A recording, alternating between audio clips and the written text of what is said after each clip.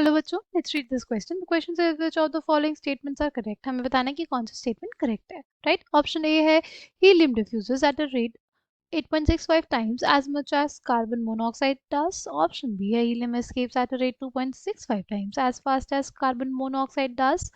Option C है helium escapes at a rate 4 times as fast as carbon dioxide does. Option D है helium escapes at a rate 4 times as fast as SO2 does. Key concept for this question is Graham's law of diffusion. Graham's law of diffusion. Graham's law of diffusion basically states that जो rate of diffusion होता है वो inversely proportional होता है square root of molecular mass के, right? अगर हम लोग बात करते हैं हीलियम के लिए, क्या हो जाएगा? Rate of diffusion of helium will be under root 4 rate of diffusion of for carbon monoxide. यहाँ पे जो प्रोपोर्शनलिटी साइन है उसको हटा के हम लोग प्रोपोर्शनलिटी कांस्टेंट इंट्रोड्यूस कर दे रहे हैं, राइट?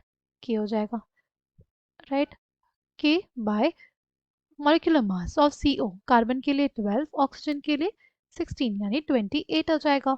और अगर बात करें rate of diffusion of helium to rate of diffusion of carbon monoxide, वो हमारे पास क्या हो जाएगा? के by under root 4 by K by under root 28, right? के से हमारे पास के कट जाएगा और ये आ जाएगा rate of diffusion of helium to rate of diffusion of carbon monoxide is equals to under root 7, right? क्योंकि ये अंडर रूट 28 ऊपर चला जाएगा, राइट? और 28/4 हमारे पास 7 आता है।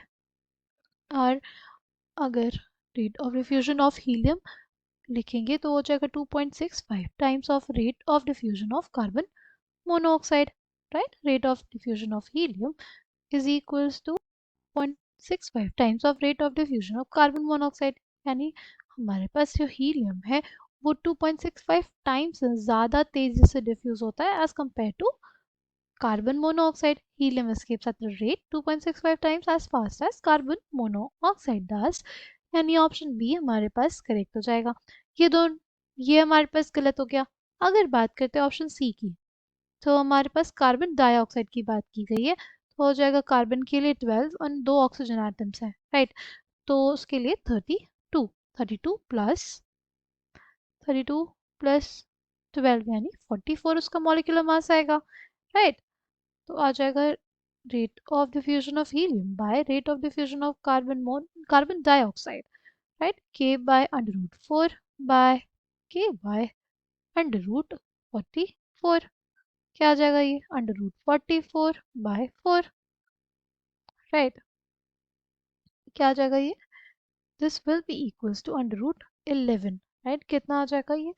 Under root 11, right? इसमें बोला है 4 टाइम्स, राइट? 4 टाइम्स तो बिल्कुल नहीं होगा क्योंकि अंडर रूट 11 की जो वैल्यू होगी वो 4 के बराबर नहीं होती, राइट? अगर ये अंडर रूट 16 होता तो हमारे पास हो सकता था। तो ये ऑप्शन गलत हो गया। फिर है helium escapes at a rate 4 times as fast as SO2 does। SO2 के लिए क्या हो जाएगा molecular mass? Let's find out. Rate of diffusion of helium is to rate of diffusion of sulfur dioxide, right? K by under root 4 by K by under root, देखो sulphur के लिए 32, 2 oxygen atoms के लिए 32, कितना आ गया? 64। अब यह आ जाएगा अंडर रूट 64/4 यानी अंडर रूट 16 यानी 4। Rate of diffusion of helium is equals to 4 into rate of diffusion of sulfur dioxide, right? Rate of diffusion of helium is equals to 4 times rate of diffusion of sulfur dioxide। तो helium जो होगा वो escape करेगा at a rate 4 times as fast as sulfur dioxide does। यानी कौन सा option correct? Option D and option B. I hope you understood it well. Thank you and all the best.